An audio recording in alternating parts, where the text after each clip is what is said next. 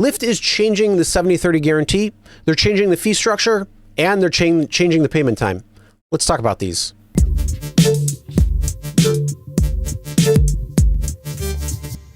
Hey everyone, my name is Chris and welcome to the Rideshare Guy. And that's right, Lyft is changing how its fees are calculated, whether it's external, whether it's internal, whether it's a Lyft fee, and the 70/30 guarantee is changing.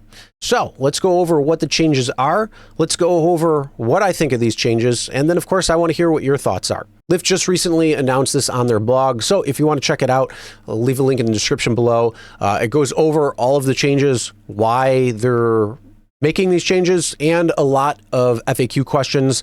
I'm just going to pull out a few things that's relevant to what we're talking about, cutting out all that fluff and getting right into it. So what are they doing? Well, they say that platforms evolve, market shifts, and the road ahead will look different than what's in the rear view window.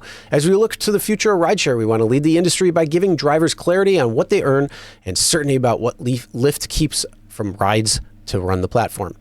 So that is why starting May 1st, we're replacing our previous earnings commitment with the Lyft fee cap, a clearer, more sustainable guarantee that gives you real visibility into what goes to you, what goes to Lyft, and what goes to external fees beyond their control. What they're changing is they're capping Lyft's fees at 30% each month, not weekly, month. So now they're changing it from the week to the month. So what they're saying is we're committing that the total Lyft fee will never exceed 30% of what passengers pays in a month.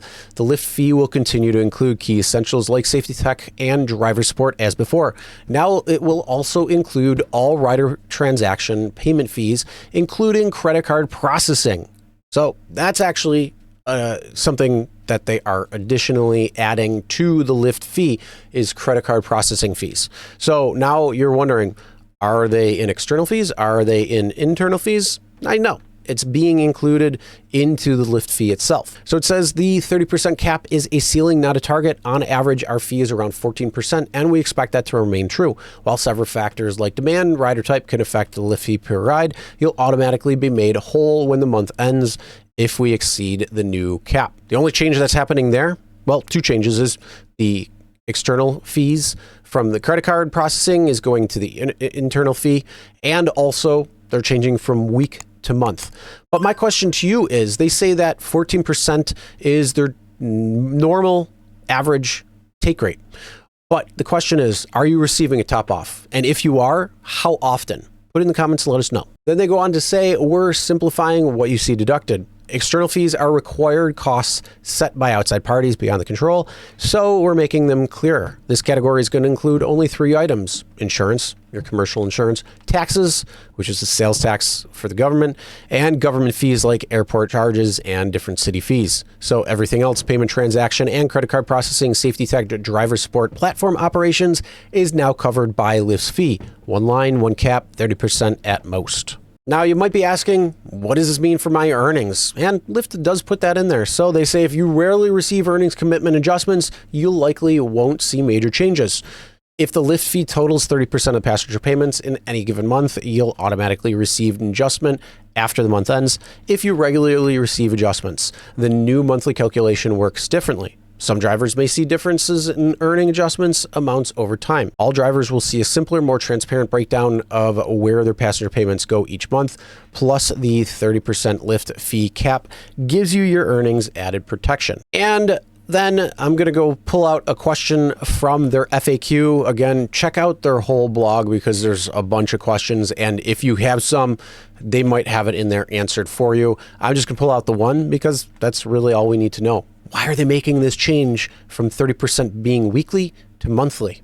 All right, so what Lyft says is that weekly adjustments sometimes reflect short-term fluctuations that don't represent your overall month. By calculating at the monthly level, we can look at a more complete picture of driving activity before determining whether an adjustment is needed. This creates a more accurate, stable calculation and ensures the 30% cap applies across a full month's worth of a rise, not just a single week's mix. Right. Okay, so those are the changes. Like I say, they're kind of clarifying what fees are going where, which is actually nice to see. So now you know where the fees are, what the breakdown is. And yes, of course, all drivers are going to look at two numbers and two numbers only. So even though Lyft is going to go through everything they can when it comes to this, they're beating a dead horse right now because the driver is just going to look at what the passenger paid versus what they made. I understand where they're coming from, but again, drivers are only going to look at two things. What did the passenger pay and what did I make? Now, the fee behind what Lyft says when it comes to Lyft fees and all the different things that calculate into that fee itself, well, that is supposed to stay less than 30%, which is no different than before. The only difference is that they are going from weekly to monthly. And let me tell you, their move to a monthly structure answer to me is stupid.